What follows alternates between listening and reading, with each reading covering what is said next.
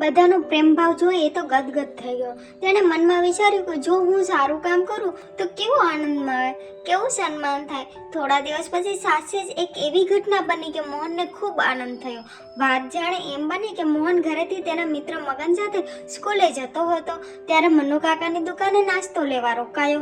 મોહને 10 રૂપિયાની વેફર લીધી અને 50 રૂપિયાની નોટ મન્નુ કાકાને આપી. મન્નુ કાકાએ મોહનને 90 રૂપિયા પાછા આપ્યા. મોહને મન્નુ કાકાને કહ્યું કે આ લો 90 રૂપિયા અને મને 40 રૂપિયા જ પાછા આપો.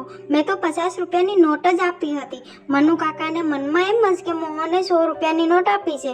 મોહનની સચ્ચાઈથી પ્રભાવિત થયા અને કહ્યું કે મને તારા ઉપર ગર્વ છે. આ લે, વધારાની વેફરનું એક પેકેટ તને આપું છું. ના ના, મારાથી વધારાનું વેફરનું પેકેટ ના લેવાય. સાસુ બોલવું એ મારો ધર્મ છે. મહેશ સાહેબના કહેવા પ્રમાણે સારા કામનો આનંદ જ અનેરો હોય છે.